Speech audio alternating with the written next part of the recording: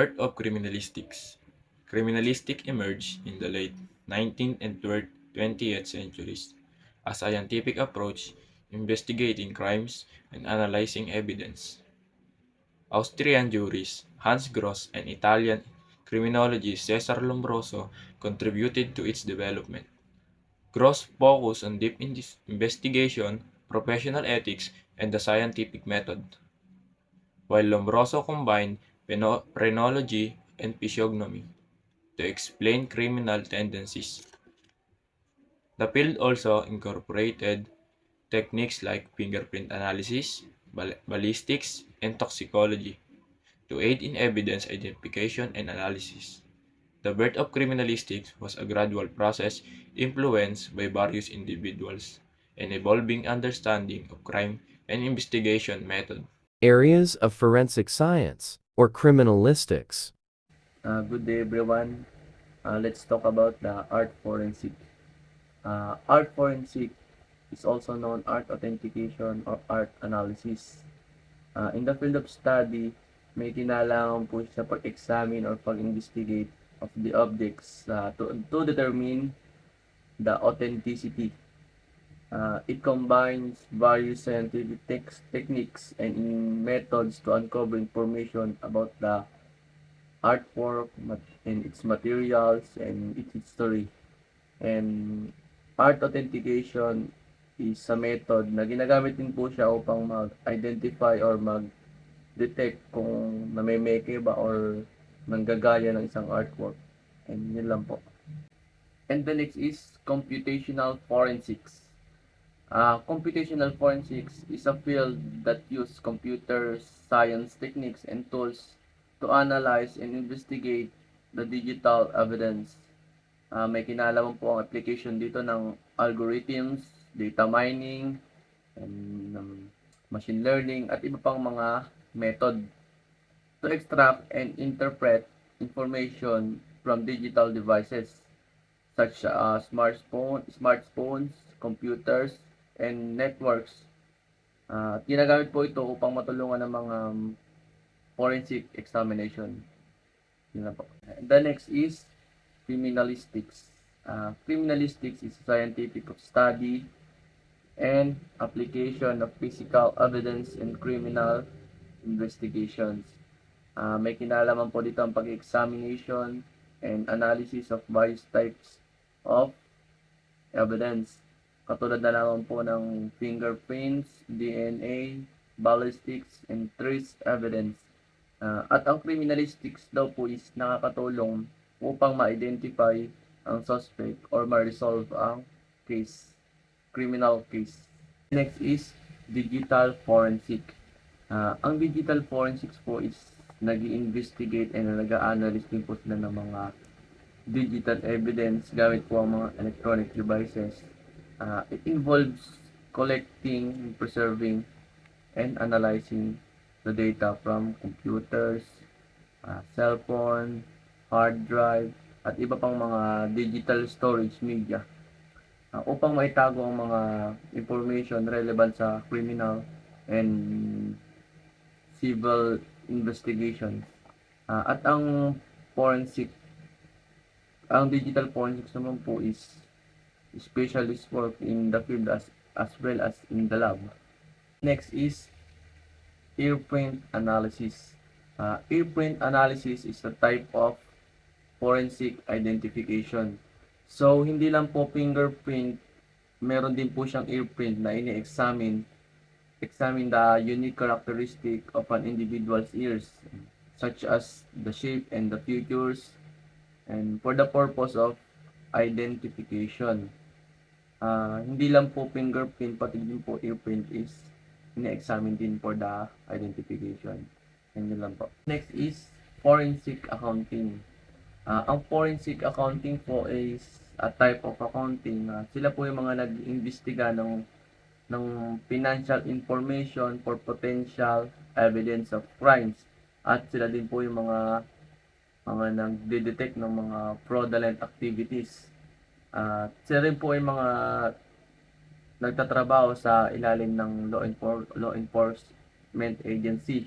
At ang focus po nila is identify to identify and protect against financial crimes. And that's it. Next is forensic aerial photography.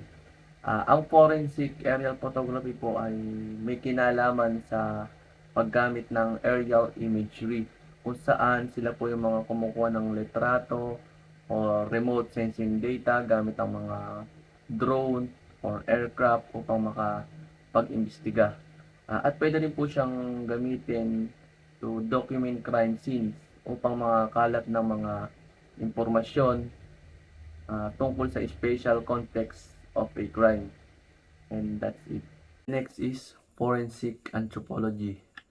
Ang forensic anthropology po is a branch of forensic science na nakafocus sa pag-analyze and pag-identify ng mga skeletal remains in legal context.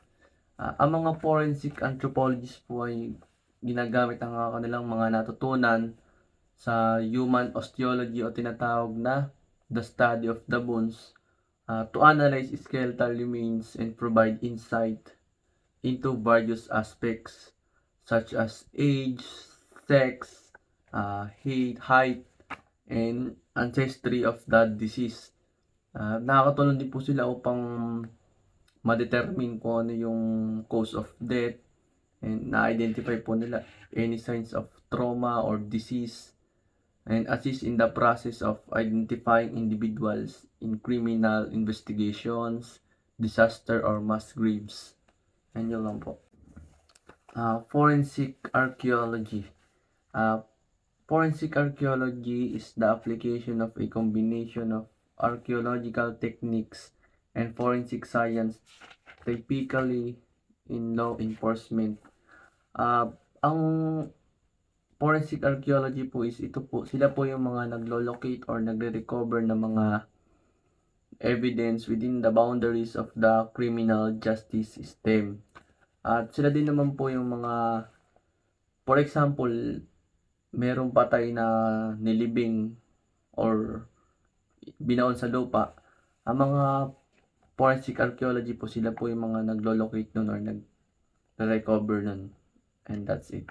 Next is forensic astronomy.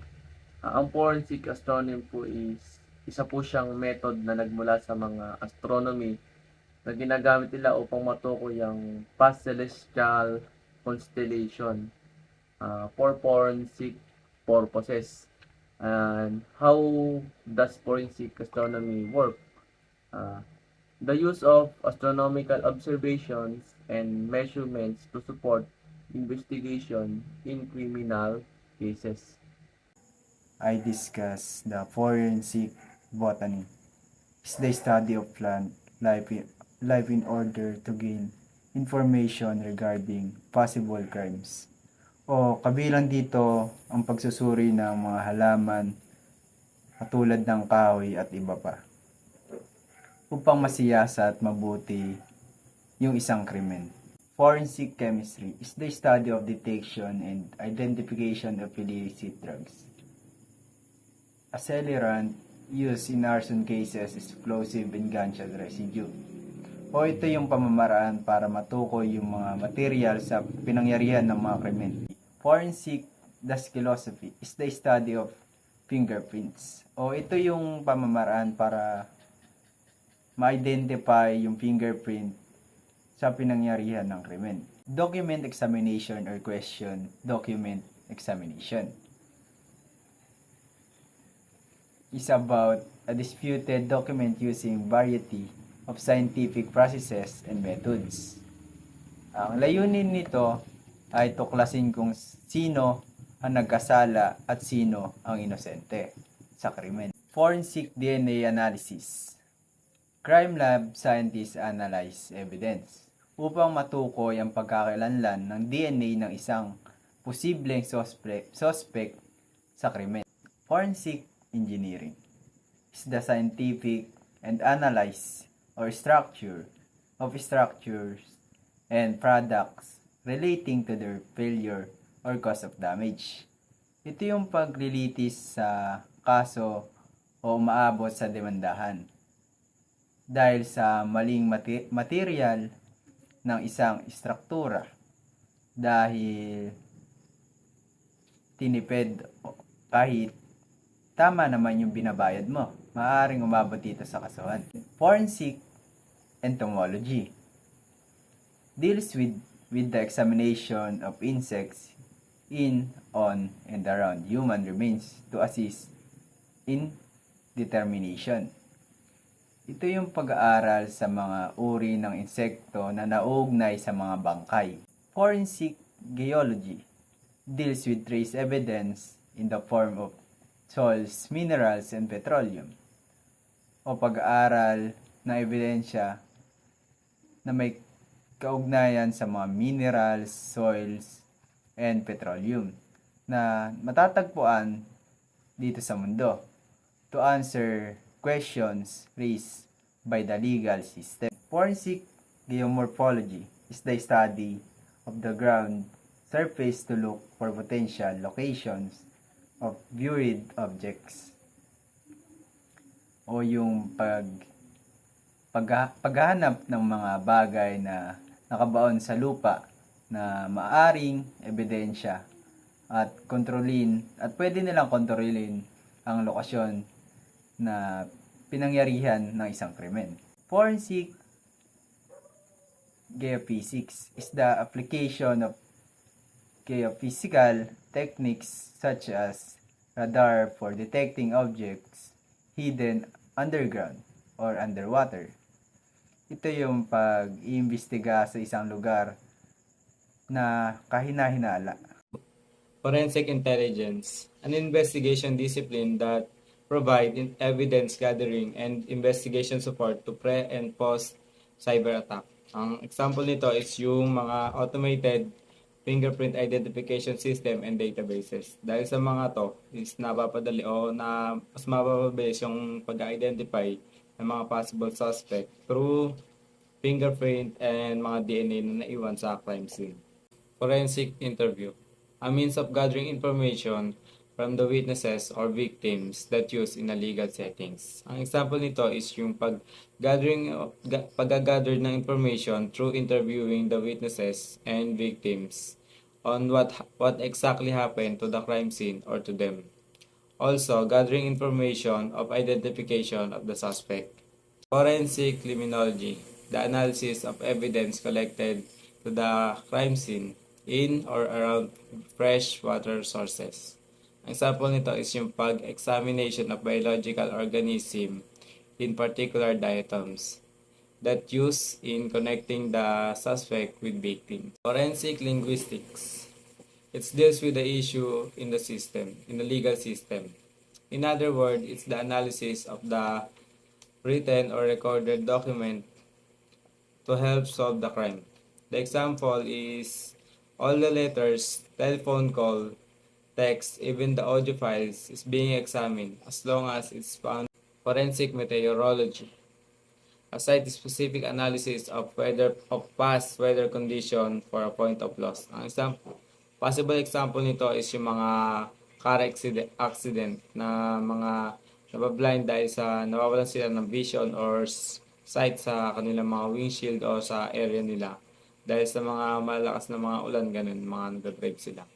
Forensic odontology, the application of the law to the field of dentistry. It examines the dental evidence in the criminal justice context. Ang example nito is yung pag-examine ng mga bite marks sa mga victims para malaman nila kung sino yung mga potential o yung mga possible na mga suspect. Forensic optometry, the study of the glass and other eyewear found in the crime scene or criminal investigation.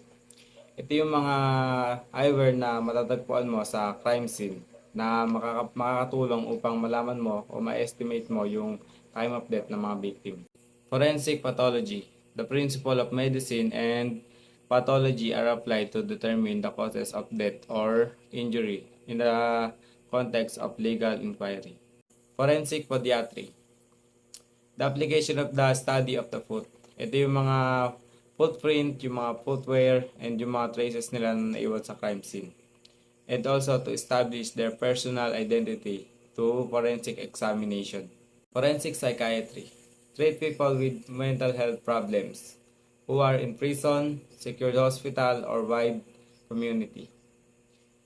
Example nito is yung mga nakaranas ng mga harassment like rape na nag-lead sa kanila na upang magkaroon ng mental health problem or trauma. Forensic psychology is the study of the mind of an individual using forensic methods. Usually po, it determines the circumstances behind criminals' behavior. For example po, yung mga threat assessment sa school, ang main goal po is to use research and scientific methods to understand people better in order to come up with solutions for crime prevention and rehabilitation.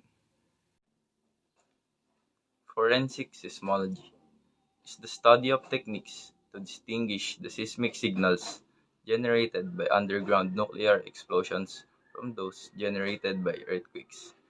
Example po is yung mga nangyayari na volcanic eruptions and landslides. Forensic serology is the study of body liquids. For example, yung blood na collected at a crime scene, it can be analyzed to determine what kind of blood type. This can help po to exclude suspects before running DNA tests. Forensic social work is the specialist study of social work theories and their applications to a clinical, criminal justice, or psychiatric setting. For example, a forensic social worker may create a treatment plan for juvenile offender, make recommendations considering a child's best interests, and evaluate law enforcement officers. Forensic toxicology is the study of the effect of drugs and poisons on the human body. Dito po ina-analyze yung blood, urine, nails, and hair na may connect about sa body natin. Forensic video analysis is the scientific examination, comparison, and evaluation of video in legal terms. One example po is obtaining a still image of an unknown suspect captured in a surveillance video. This image can be distributed to the police or public to request help identifying the individual. Mobile device forensics. Example po is a hacker may have used a vulnerable device to gain access to the network and spread it across other more sensitive devices. Trace evidence is the analysis and comparison of trace evidence including glass, paint, fibers, and hair. For example, during a crime, yung mga investigators, they can potentially link a suspect and victim to a mutual location through trace evidence. Wildlife forensic science applies a range of scientific disciplines to solve crimes such as poaching, animal abuse, and trade in endangered species. For example, wildlife forensic scientists may have to distinguish if a piece of leather on a watch band is made from a protected animal, like an elephant or a zebra, or if it comes from a non-protected animal, like a cow or a horse. Bloodstain pattern analysis. Bloodstain pattern analysis seeks to define the facts surrounding an investigation by the use of the physical nature of bloodstains. Bloodstain pattern analysis is the use of the size, shape, and distribution patterns of the bloodstains found at a crime scene to reconstruct the bloodshed events.